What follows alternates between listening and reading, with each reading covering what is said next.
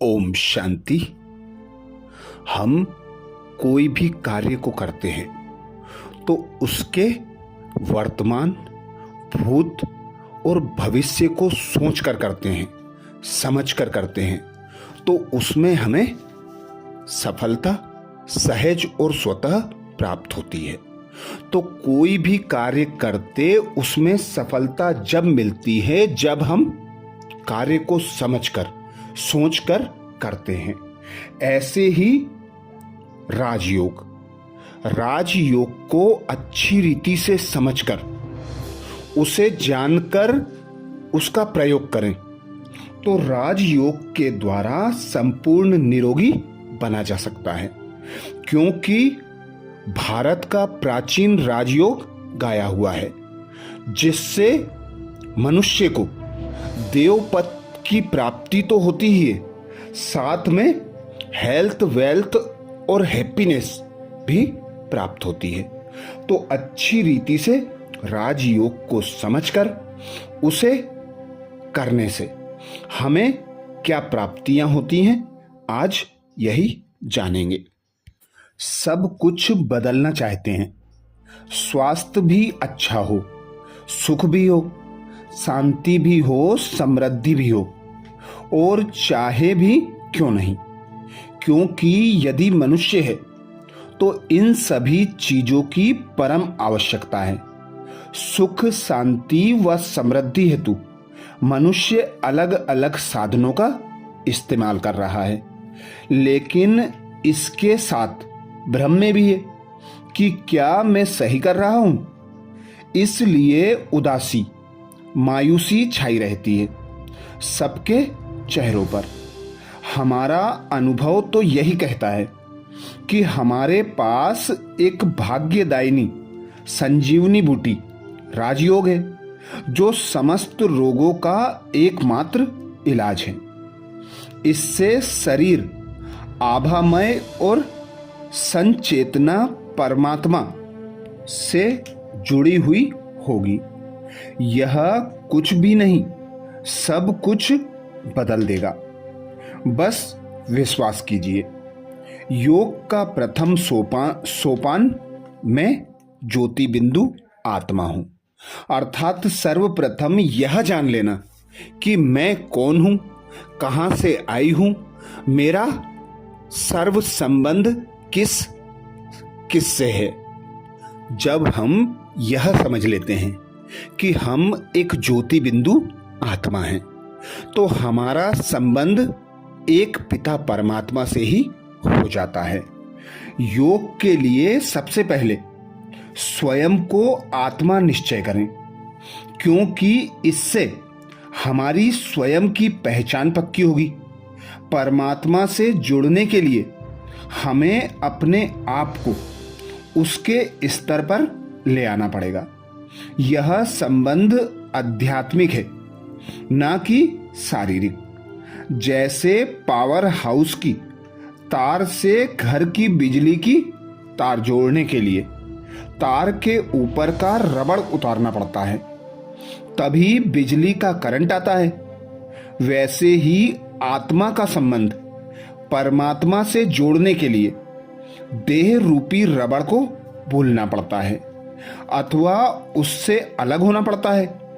इसे ही आत्म अभिमानी होना या प्रत्याहार कहा जाता है। इसके लिए हमें अपने को ज्योतिर्बिंदु आत्मा समझना है। क्योंकि जब हम यह समझ लेते हैं, यह जान लेते हैं कि मैं ज्योति बिंदु आत्मा हूं, तो सभी हमें आत्मा दिखाई देने लगते हैं और हमारे सर्व संबंध एक पिता परमात्मा से हो जाते हैं। जैसे कि हम गाते भी आए हैं, मात पिता बंधु सखा तुम सब कुछ हमारे हो। तो वही परमात्मा पिता से सर्व संबंध जोड़ना, इसे ही योग कहा जाता है। हमारा तो यही मानना है कि ला इलाज का इलाज राजयोग है। योग का अर्थ है आत्मा का परमात्मा के साथ संबंध जोड़ना।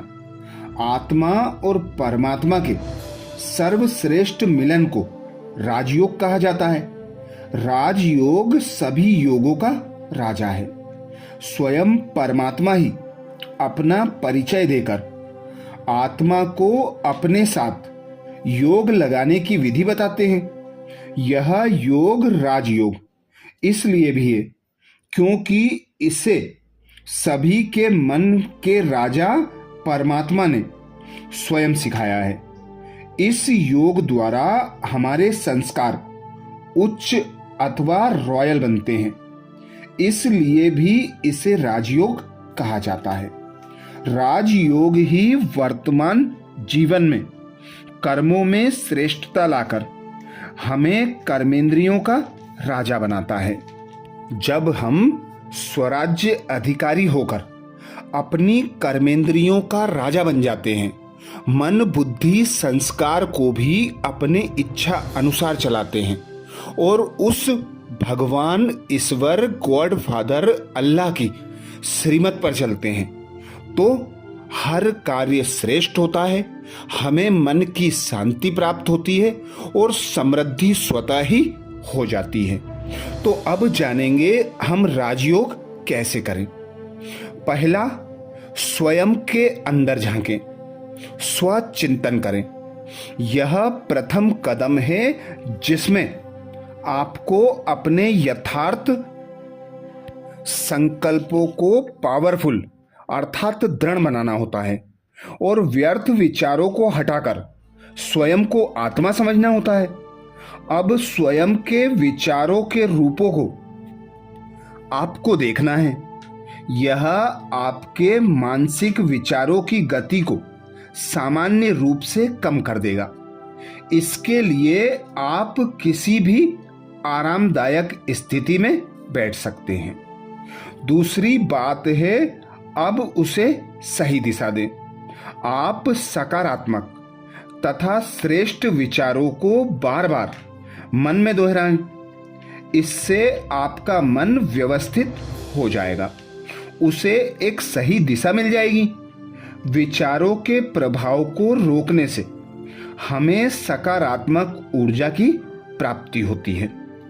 हमारे नेगेटिव थॉट्स पॉजिटिव में परिवर्तन हो जाते हैं, अर्थात विकल्प समाप्त हो जाते हैं। पूर्ण समर्थ संकल्प में हम भ्रमण करने लगते हैं, अर्थात व्यर्थ से मुक्त हो जाते हैं। संकल्पों के जो तूफान हैं वे थम जाते हैं। तीसरी बात है, अब जो श्रेष्ठ विचार चल रहे हैं इन विचारों को दें मानसिक चित्रण। सकारात्मक तथा श्रेष्ठ विचारों की बुद्धि अर्थात तीसरी आंख द्वारा इमेज या कलरफुल बनाकर देखना है। इससे हमारा अवचेतन मन पूर्णतया सक्रिय हो जाता है। रचनात्मक विचार जब हमारे अवचेतन मन से दृश्य रूप में आना शुरू कर देते हैं तो हमारा मन शांत होने लगता है। ये सकारात्मक और मूल्यवान चित्रण केवल हमारे शरीर और मन को आराम देते हैं बल्कि हमें सशक्त भी बनाते हैं, अर्थात हमारी आत्मा को शक्ति भी प्रदान करते हैं। हम देखते व सुनते आए हैं कि जैसा सोचोगे वैसा बन जाओगे। चौथी बात है, अब जो चित्र हमारे मन में बने उन चित्रों को दिव्यता दें।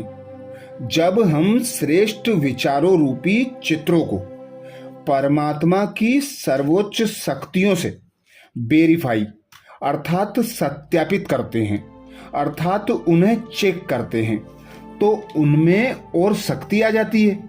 हमें कुछ भी नहीं सोच लेना है, हमें वो सोचना है जिसमें हमारी आत्मा दिव्य बने, अर्थात हम दिव्य बने। इसके लिए सर्वोच्च सत्ता परमात्मा जो गुणों का सागर है उससे जुड़ना तो पड़ेगा ना, तभी हमारी अंदर से ये सारी शक्तियां आएंगी। पांचवी और विशेष बात है अनुभूति करना।